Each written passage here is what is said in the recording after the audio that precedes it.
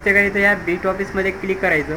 त्यानंतर या प्रॅक्टिकलला क्लिक करायचं. हे वर्डचं हे जे बीट ऑफिसचं डेमो आहे आपल्याला थोडंसं चेंजेस झालेलं आहे. आयकॉन प्रश्न वगैरे सेम आहे. त्यानंतर या वर्डमध्ये क्लिक करायचं. इथं या वर्डमध्ये क्लिक केल्यानंतर आपल्याला 150 प्रश्न आपल्याला सोडायचे आहेत सर्व. तर इथे याला काय करायचं, पहिल्या प्रश्नाला स्टार्ट करायचं. इथं पहिला प्रश्न स्टार्ट झालेला. त्यानंतर आपल्या इथं प्रश्न काय म्हणला बघा. इथं या ठिकाणी आपला प्रश्न दाखवते.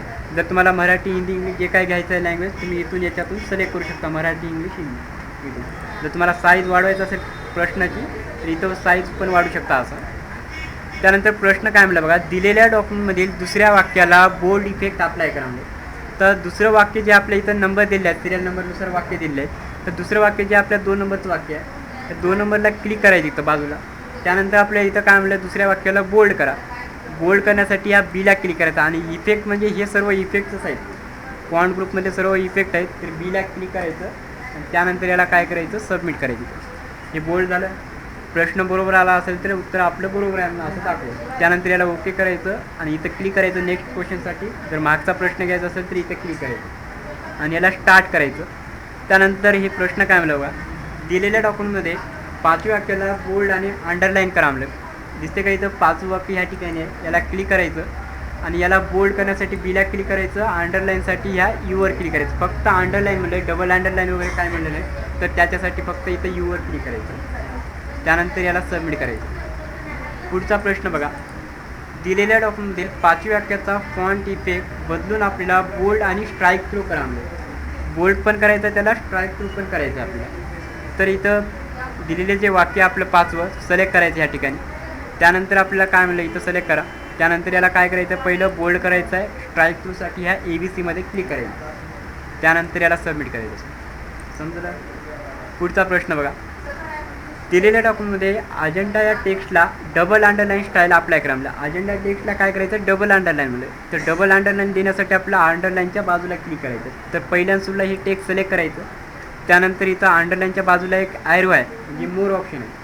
त्या मोरमध्ये क्लिक करा. त्यानंतर डबल अंडरलाईन कोणती आहे याच्यामध्ये माऊसचं कर्सर ठेवायचं. इथं आपल्या खाली अंडरलाईनचं नाव दाखवलं. हे जे आपली डबल अंडरलाईन तर याच्यावर क्लिक करायचं एक वेळेस. त्यानंतर याला सबमिट करा.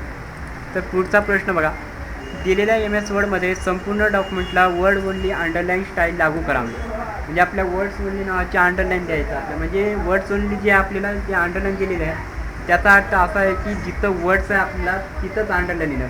म्हणजे जिथं तुम्ही स्पेस सोडला अंडरलाईनमध्ये इथं नावामध्ये तिथं आपल्या स्पेस येईल अंडरलाईनमध्ये. तर संपूर्ण डॉक्युमेंट म्हणलं तर संपूर्ण डॉक्युमेंट म्हणलं तर इथं सिलेक्टवर जायचं, त्याला सिलेक्ट ऑल करायचं. आणि शॉर्टकट जर करायचं असेल तर कंट्रोल A करायचं, सिलेक्ट ऑल होतं.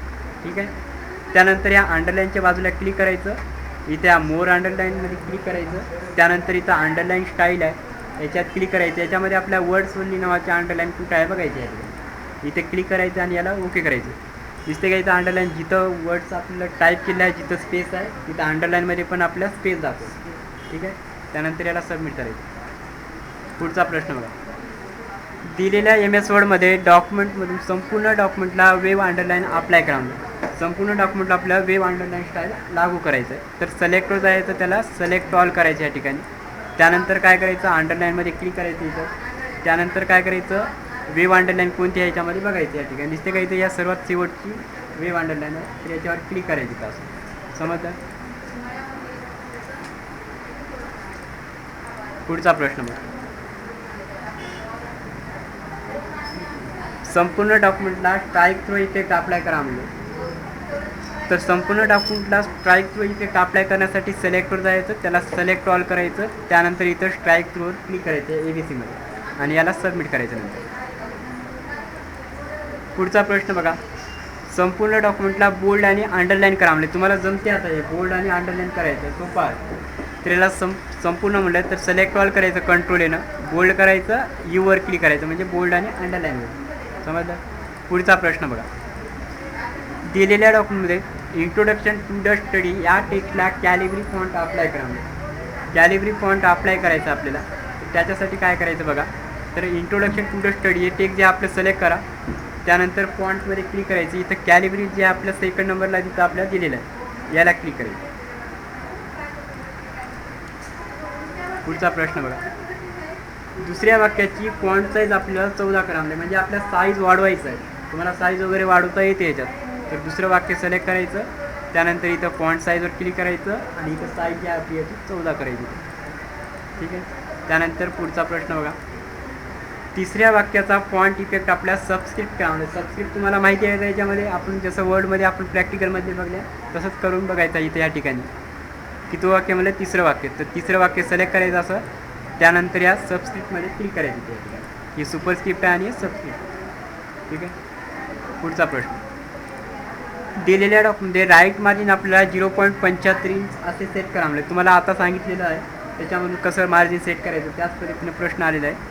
तर इथं लेआउटमध्ये जायचं, त्यानंतर मार्जिनला क्लिक करायचं, त्यानंतर इथं कस्टम मार्जिन वापरायचं आणि इथून आपल्याला कोणती मार्जिन म्हणलं आहे राईट मार्जिन. तर या राईट मार्जिनला क्लिक करायचे, सर्व कट करून टाकायचं. त्यानंतर इथं 0 पॉईंट करायचं, 75 करायचं आणि याला डबल इनवर्टेड कॉमा द्यायचं इंचासाठी आणि याला ओके करा. त्यानंतर याला सबमिट करायचं. पुढचा प्रश्न. दिलेल्या डॉक्युमेंटमध्ये दुसऱ्या वाक्याचा फॉन्ट बदलून आपल्याला टाईम न्यू रोमन करा म्हणजे आपला फॉन्ट फक्त चेंज करायचा आहे. तर फॉन्ट चेंज करण्यासाठी दुसरं वाक्य पहिलं सिलेक्ट करा. त्यानंतर या फॉन्टमध्ये क्लिक करायचं इथं आणि इथं काय करायचं जर आपल्याला सापडत नसेल तर इथे कट करायचं नाव, इथं टाइम्स न्यू रोमन असं सर्च करायचं. दिसते का इथं या ठिकाणी आलेलं आहे आणि इथं पण आलेलं आहे. डायरेक्ट एंटर केलं तरी चालते आणि याला इथे क्लिक केलं तरी चालते. दोन्हीपैकी कोणतंही एक चालते कारण तिथं पूर्ण नाव आलेलं होतं. दिलेल्या वर्ड डॉक्युमेंटमध्ये 7व्या वाक्याची फॉन्ट साईज आपल्याला 48 करा. म्हणजे 7व्या वाक्याची साईज तेवढं वाढवायचं, बाकी काही करायचं नाही. 7वं वाक्य सिलेक्ट करा असं. त्यानंतर इथं साईजवर क्लिक करायचं, वाढवायचं. इथून पण वाढू शकता, इथं नंबर वाईज पण वाढू शकता. इथं 48 करा म्हणजे तर इथं 48 करा. 72 झाले तर कमी करा थोडं. 48 आले का इथं या ठिकाणी सबमिट करायचं. समोरचा प्रश्न बघा.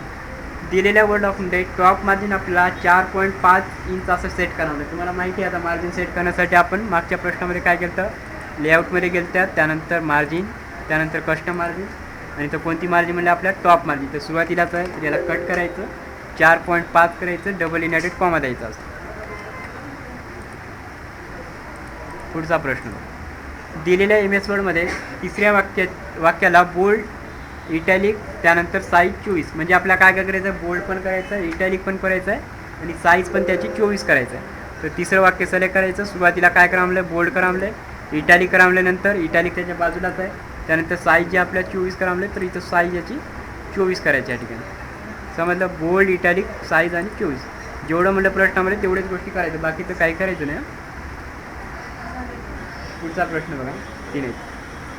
दिलेल्या MS वर्डमध्ये तिसऱ्या वाक्याचा फॉन्ट इफेक्ट आपल्या सुपरस्क्रिप्ट करा. म्हणजे सुपरस्क्रिप्ट तुम्हाला माहिती असेल. आता तिसरं वाक्य सिलेक्ट करायचं, सबस्क्रिप्टच्या बाजूचं हे सुपरस्क्रिप्ट आहे, याला इथे क्लिक करायचं. दिलेल्या वर्ड डॉक्युमेंटमध्ये तिसऱ्या वाक्याला रेड कलरने हायलाईट करा. म्हणजे हायलाईट कलर कोणता आहे आणि फॉन्ट कलर कोणता आहे तुम्हाला माहिती असेल. आता फॉन्ट कलरनं काय होते फक्त अक्षराचा कलर चेंज होते आणि हायलाईट कलरनं काय होते अक्षराच्या पाठीमागं हायलाईट होते कलर, म्हणजे त्याच्या बॅकग्राऊंडला येते. तर तिसरं वाक्य सिलेक्ट करा. इथं हायलाईट कलर ह्या ठिकाणी आहे आणि याला रेड करायची, तर या असं हायलाईट होईल. ठीक आहे. त्यानंतर सबमिट करा. पुढचा प्रश्न. दिलेल्या डॉक्युमेंटमध्ये दुसऱ्या वाक्याला टेक्स्ट कलर पर्पल करा. म्हणजे टेक्स्ट कलरचा वापर करायचा इथं दुसरं वाक्य सिलेक्ट करायचं, टेक्स्ट कलर म्हणलं ह्या ठिकाणी क्लिक करायचं आणि इथं पर्पल कलर कोणता सर्वात शेवटचा पर्पल कलर आहे तर इथं क्लिक करायचं. पुढचा प्रश्न. दिलेल्या MS वर्डमध्ये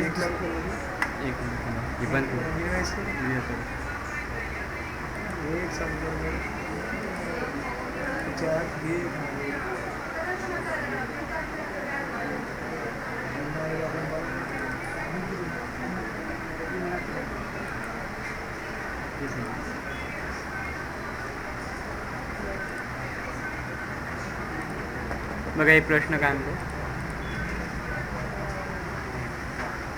दिलेल्या MS वर्डमध्ये दुसऱ्या वाक्याला हायलाईट कलर 50% ग्रे कलर करा. म्हणजे दुसऱ्या वाक्याचं काय करायचं 50% ग्रे कलर बघायचं आपल्याला. दुसरं वाक्य पहिलं सिलेक्ट करायचं, हायलाईट कलरमध्ये जायचं आणि तो 50% ग्रे कलर आहे कोणता आहे याच्यामध्ये बघायचं. त्या ठिकाणी याला क्लिक करायचं असं. जर कलरचं नाव माहिती नसेल तर इथं कर्सर नेऊन ठेवायचं, त्याच्या खाली आपल्याला नाव दाखवतो. ठीक आहे.